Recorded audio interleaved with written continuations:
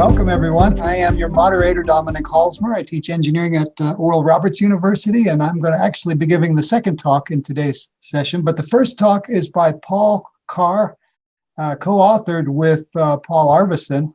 But Paul Carr is going to be giving the talk, and the talk is entitled Cosmic Curiosity, What Lies Beyond the Data? Okay, my title, and let's see. Can you see this? The next slide? Yeah. In the beginning, God created the heavens and the earth. That's Genesis 1:1. And modern cosmology does verify that there was a beginning. I must say, at the time, even before Hubble discovered that the universe was expanding, most astronomers believed that the universe was static. So, in a sense, in the beginning, that there was a beginning, that was maybe a really pioneering idea. Most of our knowledge of cosmology has been in the last century.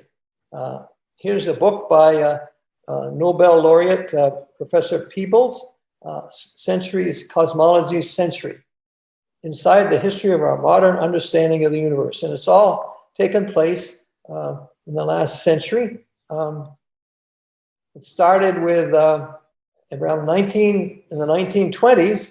Here we have Peebles 2020 in the 1920s. On the right, we have Father George Lemaitre, the Jesuit, and he proposed his Big Bang theory based on Einstein's theory of general relativity, whom you see on the left. That was in the 1920s. And Lemaitre's was inspired by the first chapter of Genesis, also Hubble's discovery of the expanding universe, and Einstein's general relativity theory, which he used as the basis of his theory. And he published his hot Big Bang theory in 1927. He was a Catholic priest and physicist. He took Hubble's research and postulated that the universe was expanding from a fixed point in space-time, as shown here. He called it a primeval atom, he called it.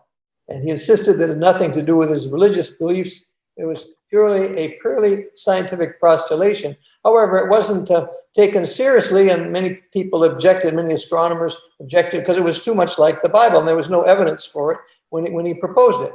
And it really wasn't taken seriously scientifically until Arno Penzias and Robert Wilson received the Nobel Prize in 1978 for their discovery of the cosmic microwave background radiation from this hot Big Bang using this horn receiver at the Bell Laboratories.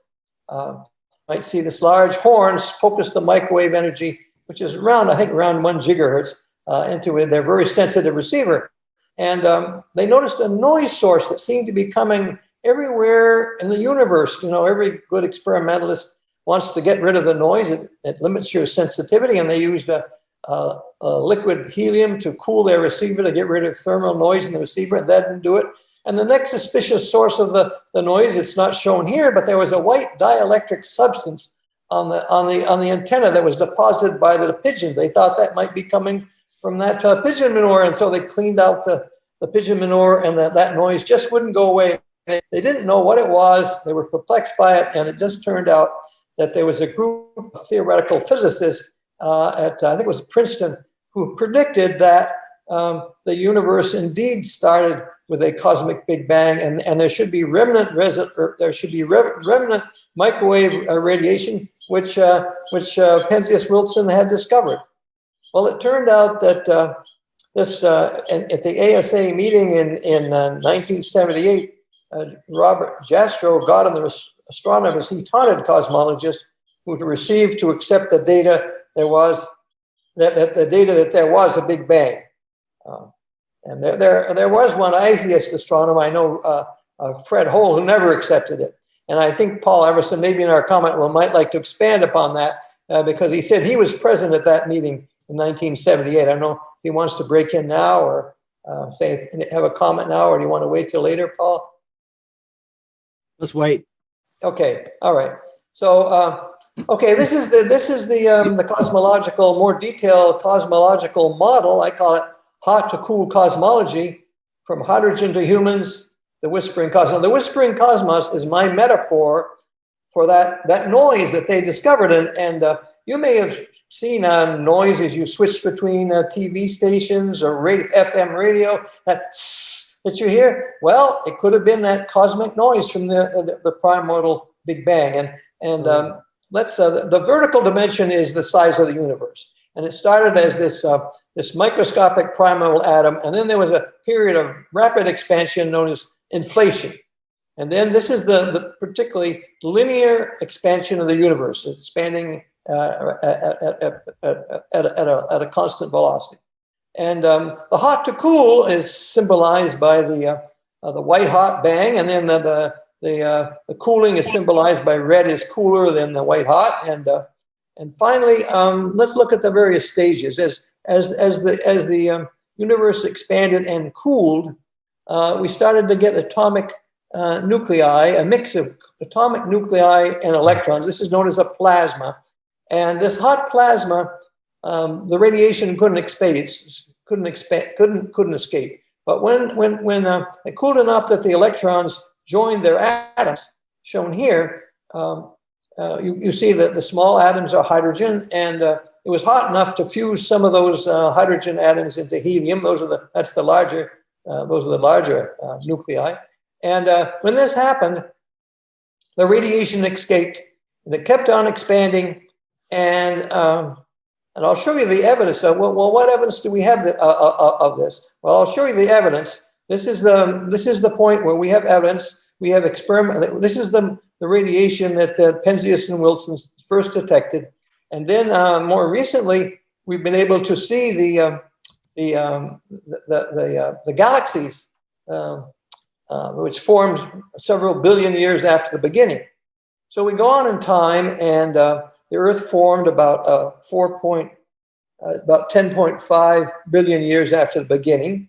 And I'll describe that. But basically, what happened as the universe expanded, gravity pulled these hydrogen atoms together to form stars, planets, and galaxies. We can see those. But so here we are out here, 13.8 billions after the beginning. So we look back in time, 13.8 billion years ago, and we're going to see these galaxies, and we're going to see this cosmic radiation.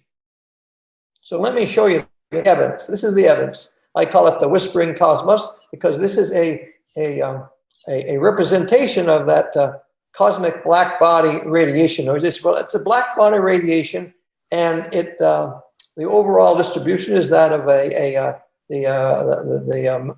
Planck radiation theory, and it has a temperature of 2.7 degrees Kelvin. That's really cool. That's only 2.7 degrees below the absolute zero of temperature. And here's the plot of the fluctuations in that microwave radiation, whose average temperature is 2.7 K, and there are fluctuations of the order of a part in 100,000. And this color coding, I'll go into that in a little more detail in a minute, and what we've learned from the fluctuation. But we go back to 2 billion years ago, and this is a Hubble telescope deep field image of galaxies 12 billion light years away. It was first, this was first observed in 1996. So these are all galaxies. When I first saw this, it blew my mind, the fact that we could see galaxies 2 billion years after the beginning and 12 billion light years away. So this is the evidence for the Big Bang. Well, I mentioned I'm going to talk about how did our Earth come into being. Well, modern cosmology tells us that we know that stars, particularly large stars, explode into spectacular supernova, and this is the dust. You can see the dust cloud here, and this is from a star that had exploded. And turns out all the elements in the periodic table are created by nuclear fusion in the stars. First it's hydrogen, helium, then lithium, all the elements, carbon, and so forth, all the way up to the heavy elements. And we can see here that gravity is now pulling this cosmic dust together again, forming stars and planets. And this is basically evidence that we are indeed made of stardust. Our solar system was formed from a giant supernova. It had all the elements in it. And this is a Hubble telescope of new stars and planets being born from the gravitational attraction of the death from a star that had exploded in a supernova. Well, here's a book that Paul Arveson and I reviewed by Max Tegmark. And here he is speaking. He analyzed the statistical distribution of this cosmic microwave background. And you might say this is color coding. In other words, as I understand it, the hottest areas are red and the coolest areas are blue. And you notice there's a clustering here. See the clustering of the blue and the clustering of the red. Well, it turns out that astronomers and Tegmark has analyzed the statistical distribution of this microwave background. And very interestingly, the galaxies are also clustered, and the statistical clustering of the galaxies is the same as the statistical clustering of this radiation in the universe before galaxies had formed. So here's the conclusion of one of the conclusions of what Tegmark and others, by analyzing the statistical distribution of that radiation, he analyzes it and he fits it to various theories, particularly general relativity. And so anyway, this is the result. And interpreting this, you have to remember the equivalence of Einstein, the equivalence of mass and energy. We have most of it is dark energy, and then dark matter is 74%. Dark matter is 21%, and the normal matter that we understand is right here. It's only about 5%. Now, this normal matter is mostly the hydrogen, helium in the Big Bang. The initial bit is just strewn over. It fills space. It hasn't been pulled together. Some of that helium has been pulled together by gravity to form stars. In other words, 4% of the baryonic matter, which we understand, has been pulled into, 4% is hydrogen helium, and about 5% of the total matter is pulled together to form stars, which are basically hydrogen fusion reactors that fuses hydrogen into helium and all the elements in the periodic table. Now, neutrinos are almost massless particles. They have a very small mass, and they're very weakly interacting particles.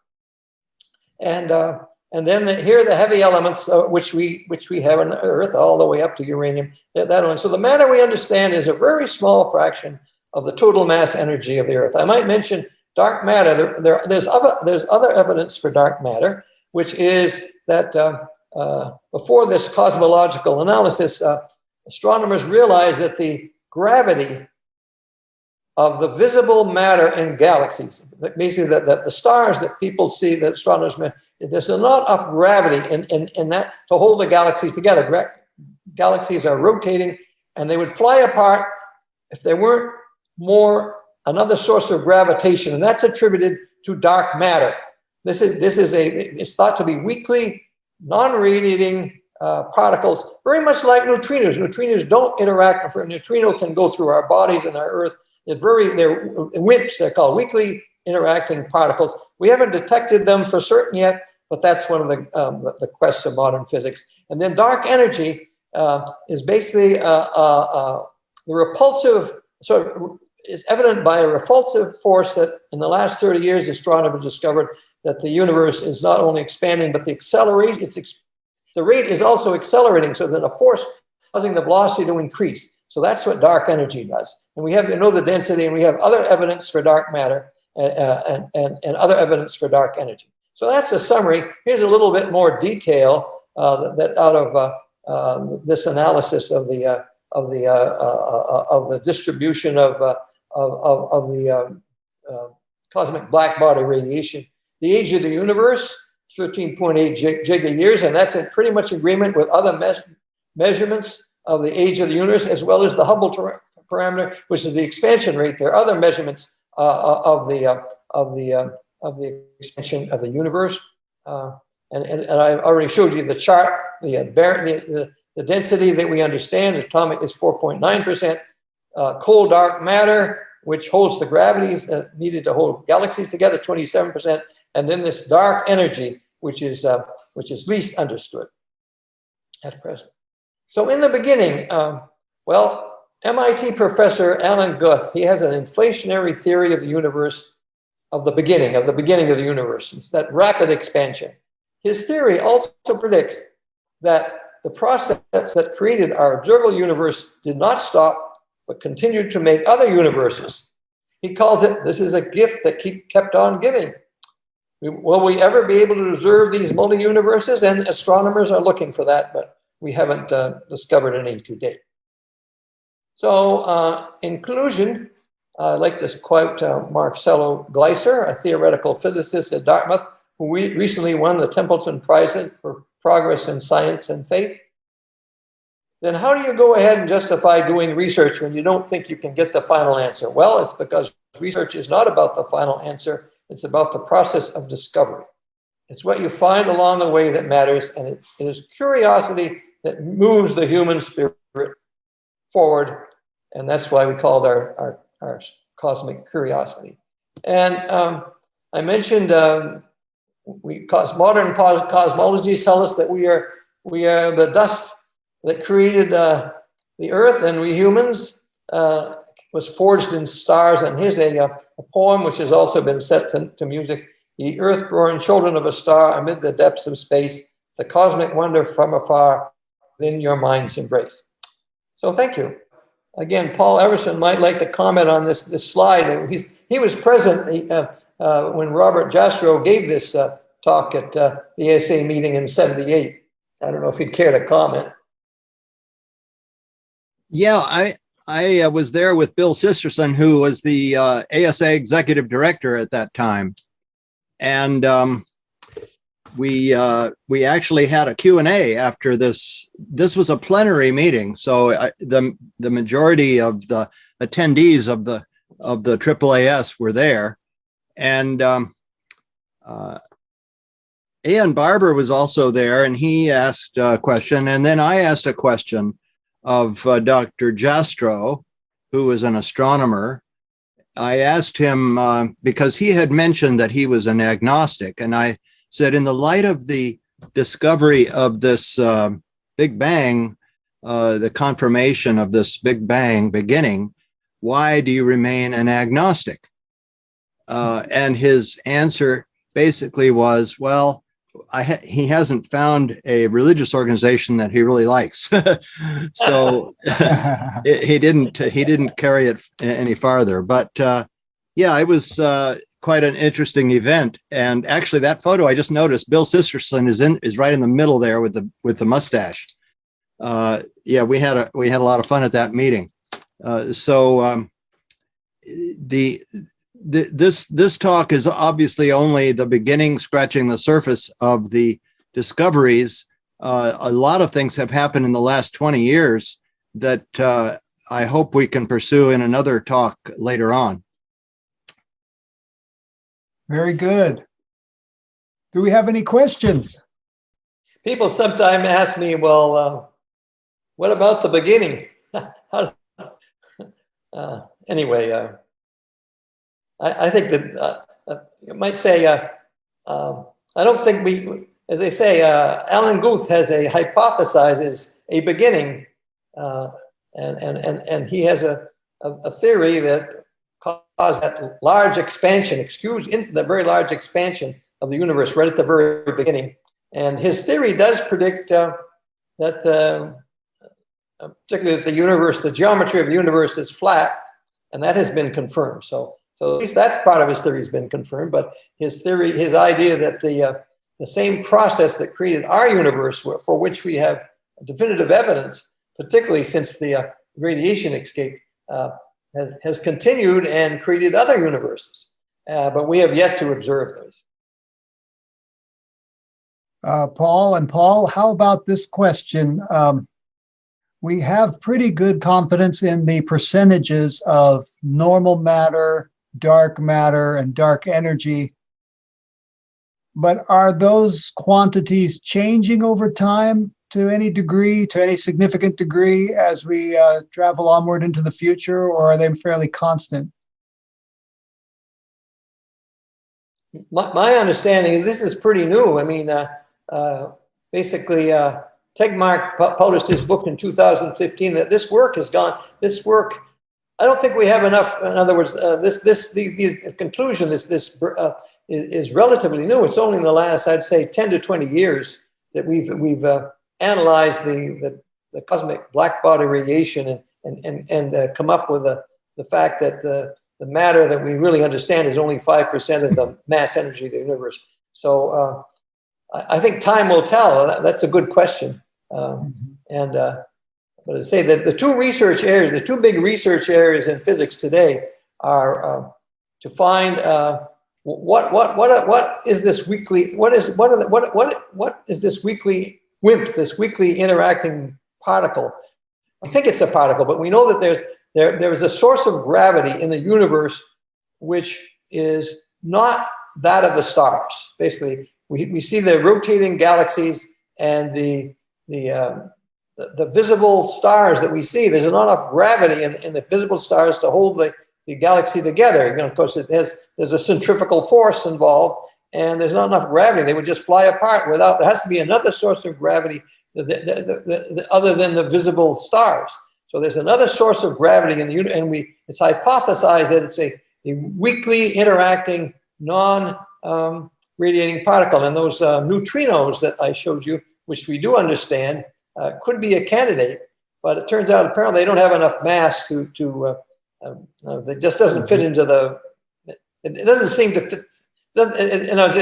We haven't concluded that it's the particle, but it'd be a particle like a neutrino, which is weakly interacting. It's so weakly interacting that neutrinos go through our Earth. You can go from one side of the Earth to the other without interacting with it. They go through our bodies. Actually, the nuclear reactions of the sun, the nuclear fusion, is creating a stream of neutrinos that's going through our bodies, is going throughout the whole universe. So it might be something like a neutrino, but as I say, it's every physics conference that I go to, there are people are proposing candidate dark matter particles, but we haven't decided on which one. It's not conclusive to date. It's still a search. One of the quests is to find what is dark matter. That's an unanswered question. And I might mention I quoted the winner of the prize, the Templeton Prize at Dartmouth, Marcelo Gleiser. He also has a book which he calls Island of Knowledge.